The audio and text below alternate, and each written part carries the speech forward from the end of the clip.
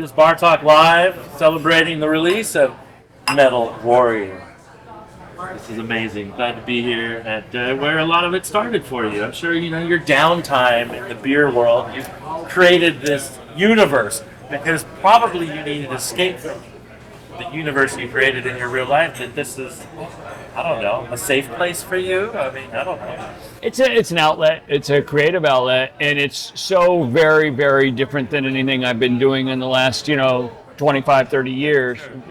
But in a way, not so much. I mean, that's the weird thing. We started this all off talking about your connection to music and the industry and opening rehearsal spaces and everything. I mean, and like we said, I mean, it all comes together, the food, the music. Anybody that's familiar with Stone, as you guys are, you can see a lot of rock and roll, a lot of DIY mentality, philosophy leaking through. Weren't there places that wouldn't carry Arrogant Bastard because that was offensive? Some. It was a little microcosm thing, but each one of those small things would get blown up out of proportion. Sure. Yeah. It doesn't hurt the brand, I think, in the long run. I never wanted to go that way. We got banned from a couple states initially. They rejected our label and they said, it's offensive or whatever. Obscene was one, and I'm like, and I just didn't want to. I did think about, okay, hey, banned in Ohio, this kind of thing. That just didn't feel authentic to me. I was pissed off, and I fought it, and we won. But marking it as the beer that was banned in Ohio, looking back, that doesn't feel like such a, Right. So Ohio. I'm glad I didn't. Well, and I grew up in Ohio. Is that where you grew up? Yeah. Oh, okay. I didn't know that. Yeah, I was born in SoCal and grew up in small town Ohio, 4 to 20, and moved back out to Southern California to go to guitar school. Have you ever been to Shell Brewing? Shell. Have you ever visited? I have not. New Ulm, Minnesota. Yeah. I went there once because I was born in Minnesota and I was doing a little family trip with my dad. We happened to stop there and I was so shocked to find out they were bottling La Jolla Brewing Company beer out there in a small German town in I love it. Minnesota. I love it. And the connection of that's where I grew up in La Jolla, so I was kind of shocked on that. Yeah, we do a lot of it's called contract brewing, and I didn't. I love that. Have a place to do it. Though. Yeah, but it's like if you have one location on the front of the label and then another location on its little side text, and you're really leaning in and making everybody believe that it came from the location on the front of the label. Right. I'm not cool with that. It's just like.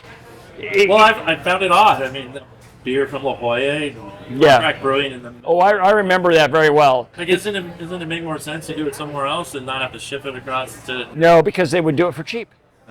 They would do it for cheap. Shell and other old line Midwestern breweries had excess capacity. I mean, that's what a certain other local brewery did here that I don't need to even bother to name. Yeah.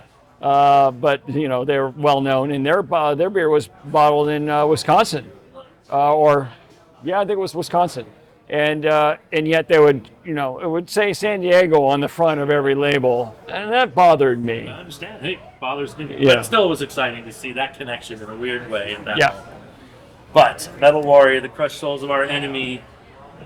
The album, the 7 inches, the graphic novels, the beer again. Now, is this? This is so limited, right? I mean, Very limited. Right now, it's not even on the board. Same as this. What's that? This is the hoppy lager created by Society Brewing. So Doug Constantiner, the head of Society, good friend of mine. Sure. He's a super metalhead. Yeah. Okay. Yeah, he's been one of the. I said, 1 out of 50 people that I know. Are into this project, and the other 49 kind of just don't care, don't know, aren't bothered with it. They're still friends of mine. That's fine. Doug was one of those people who's like, dude, this is awesome. And I told him I was doing these events here in San Diego to celebrate the launch of the album, and asked him if he would do something special for us, and he was like, hell yeah. So thank you, Doug. So what's the name of this beer? Again? I got to check because I gave him. Because I was texting with him just a couple of days ago, and I said, "Here's the track list of the album. You can pick any of the tracks. The title track is already taken for the Black IPA. Pick any other." And I don't actually know what he picked, but in a way, it doesn't matter because it's a limited release. If you're here, you're getting it. If you're not here, you're probably not getting it. And it's very good, by the way. Just thank you, Doug. The release is on Friday. We already know that happened at the Whistles or the Vinyl Junkies and then after party at Station Tavern. Right. They got both of these beers. That night they had both of the beers. I believe that the Whistle Stop across the street is going to have this beer later. Later, okay. But we're going to Station Tavern for the Viking. Yep, beer. Exactly. Okay.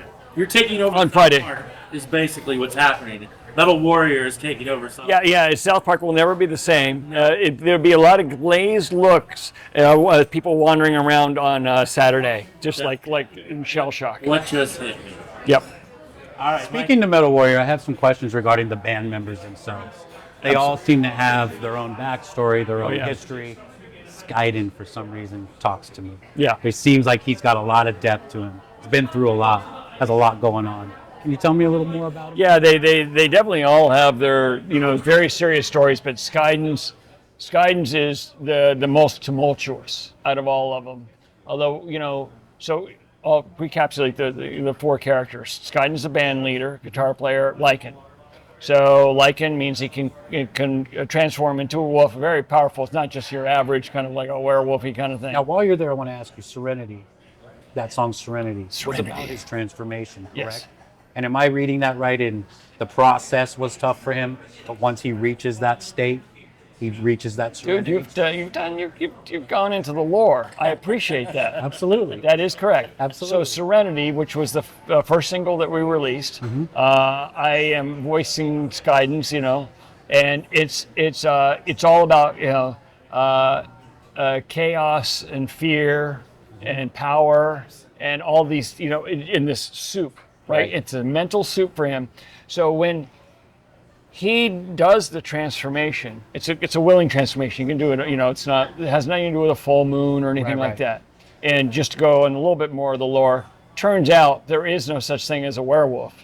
All the werewolf sightings throughout history, because time travel is a thing that the band has available to them. Skyden has been at many points around on the planet Earth throughout the Earth's history.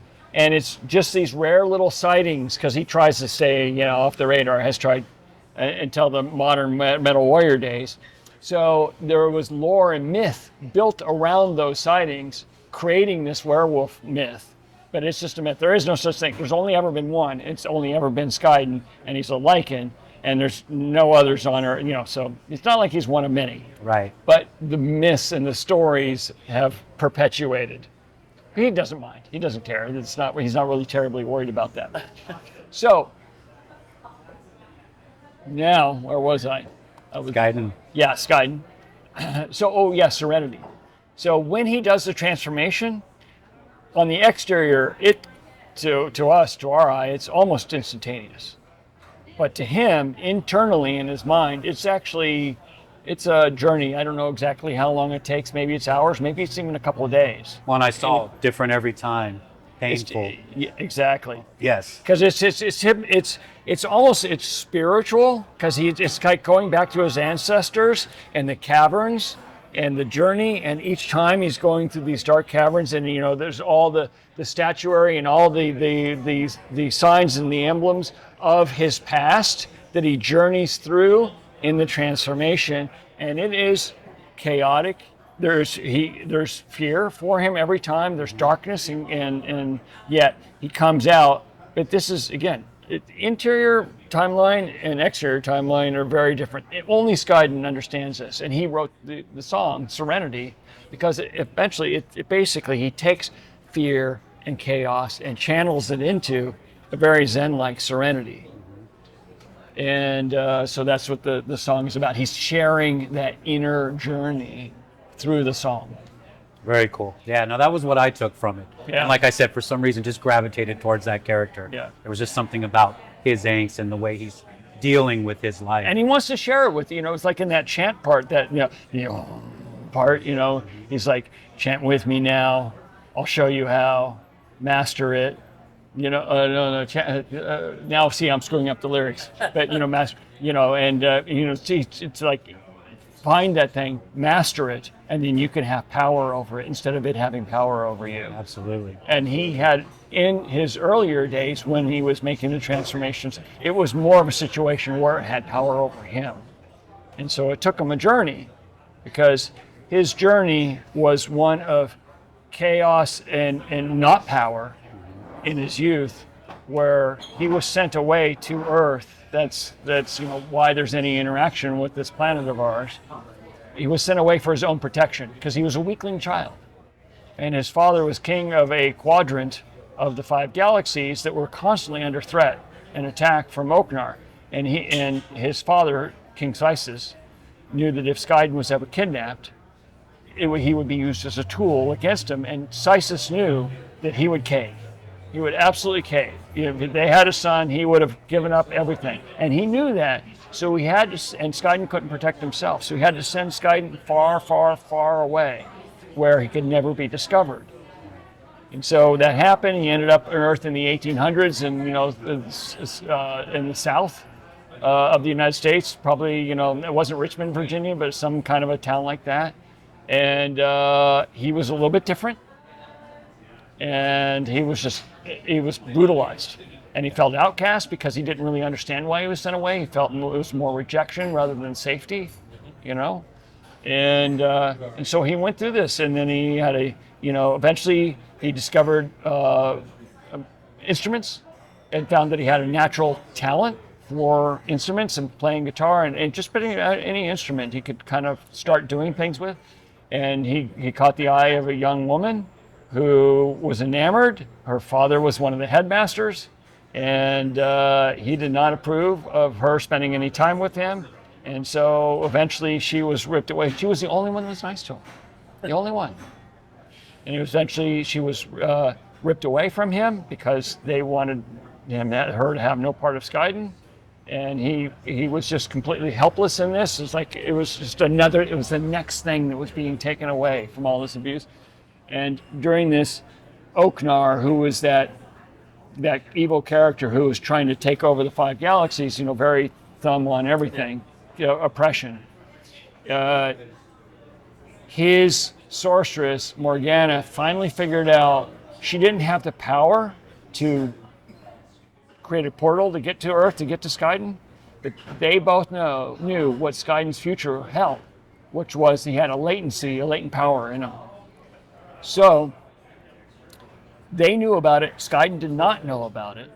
His father was uncertain about it because he knew about the lineage, but he didn't know if Skyden, and it didn't look like it was going to happen. He didn't want to tell him he was going to be getting this power. So Skyden was completely unaware. Right. And so what she had the power, she didn't have the power to reach out and grab him. She says, if we can get him to willingly go, that's enough. That's enough, and then we can bring him. And so Oknar, she was able to implant his voice into Skyden's dreams. So he started wooing Skyden. Skyden, you don't have to put up with this. You're better than this. I will protect you. You're part of my family. Why were you rejected? I will never reject you.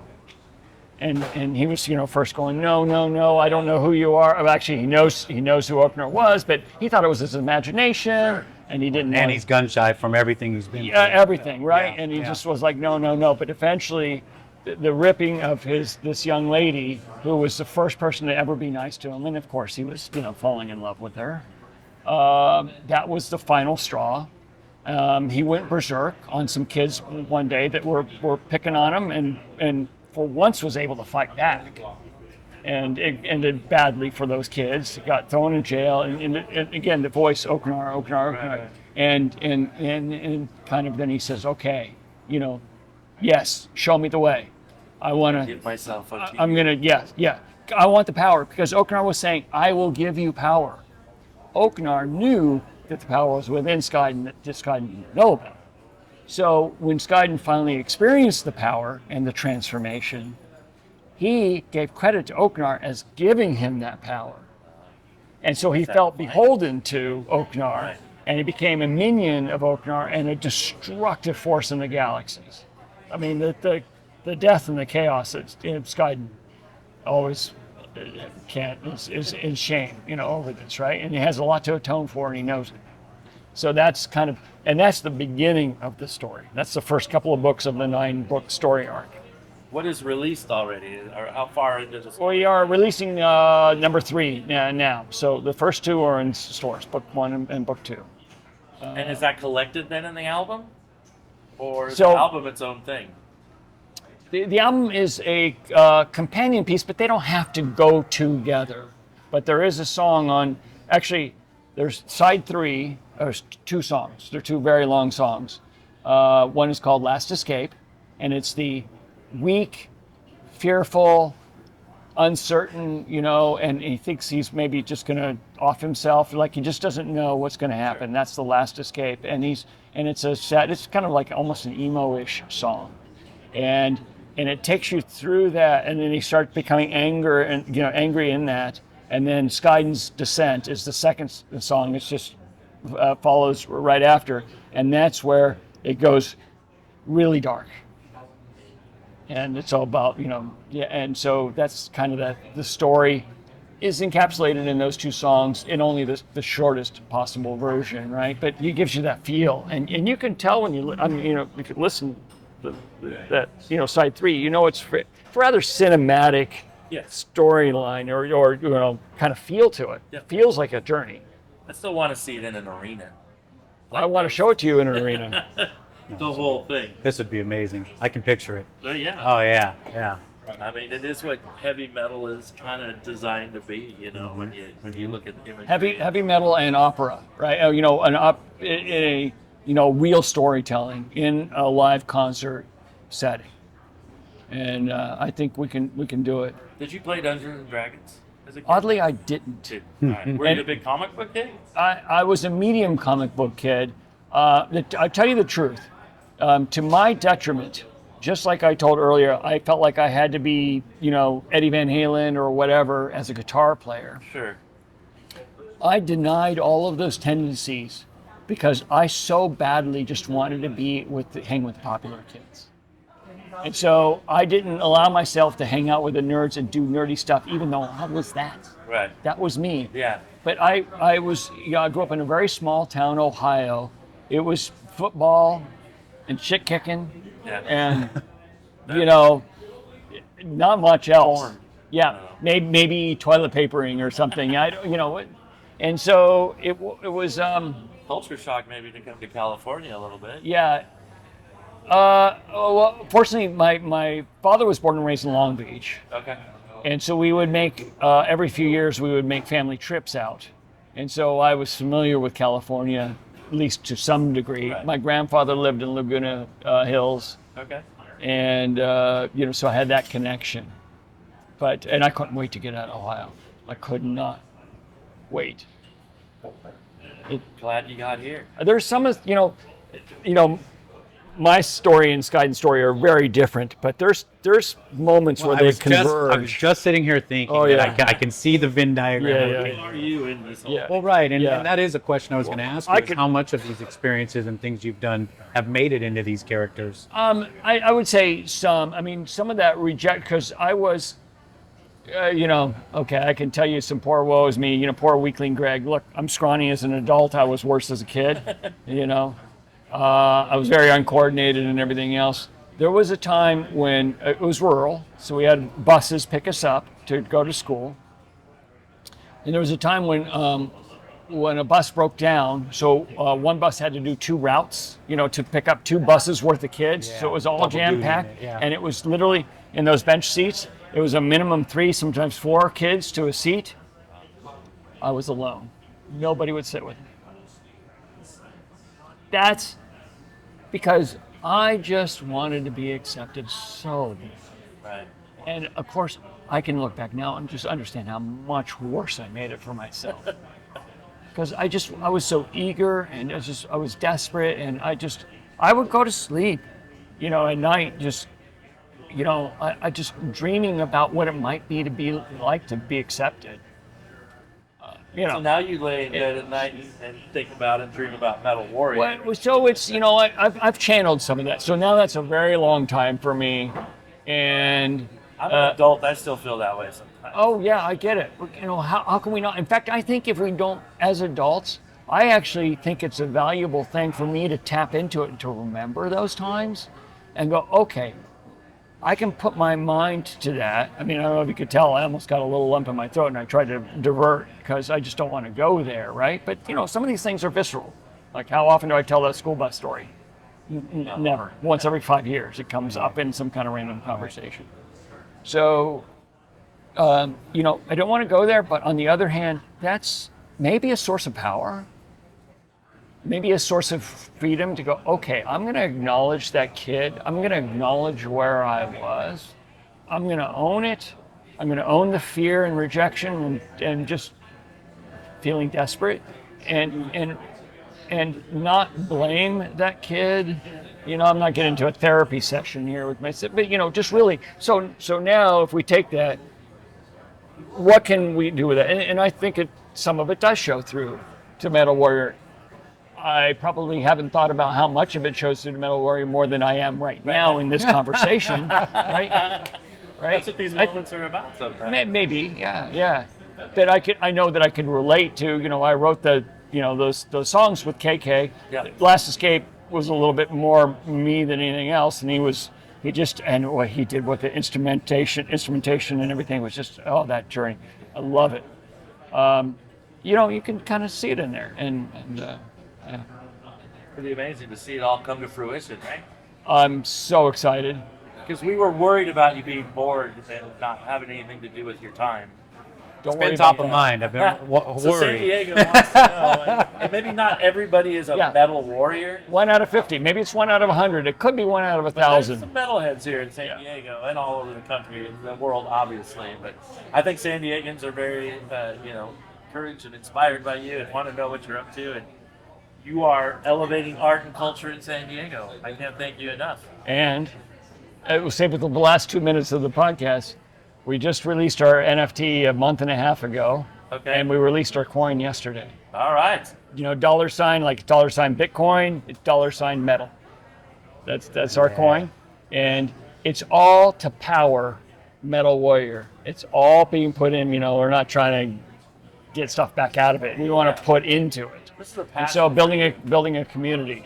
I mean, I would imagine this is not something you're looking to sell 1 million records. I mean, that would be nice, but you are doing this from a pure place. You are doing this because of the love and passion and creativity of music and art and culture. And Does it show? Crushed souls of our enemies will be read by many. Well, and meeting you and understanding who you are really ties into the whole Metal Warrior thing. Because again, I do see that intersecting of your life, your experiences, your stories, things like that showing up. And again, I thank you for this as well. And you can participate because in the CD version, there's 2 CDs. One of the CDs, the second one, is instrumental and karaoke versions. What? Which I fell in love with as an old DJ. You can there's a karaoke version of the Crushed Souls of Our Enemies, that song, which is one of my favorite songs, and Skyden raps in it. It's the Crushed Souls of Our Enemies. And so you can work on I want to hear versions. Okay. All right. I'll get you on that. But I was really excited because it reminded me when I used to get my 12-inch singles, and it would have the instrumental, the acapella, all the different versions. When I saw that second disc, I'm like, yeah, no, that was cool. It's all about leaning into that. The back of the cereal box, you saw in the back of the labels of Stone bottles, all the writing I did. Yeah, I was the first one to put a lot of writing on it. Now Was that inspired by Dr. Bronner's a little bit? It was inspired. No, I learned about them later, but I became good friends with I know. David Bronner and the team.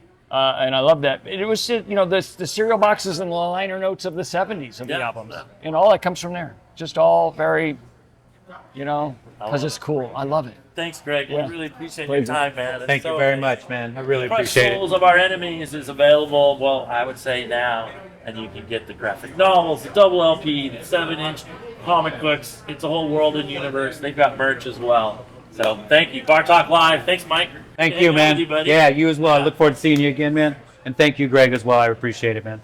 To Ozzy. Yeah, to Ozzy.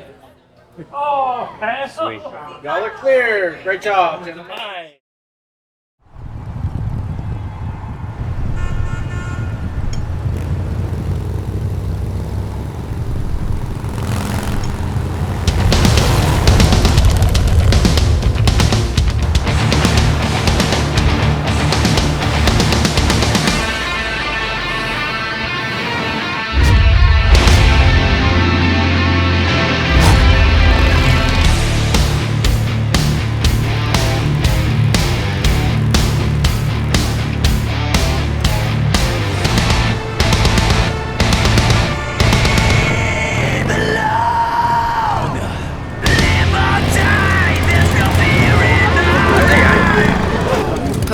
negatives.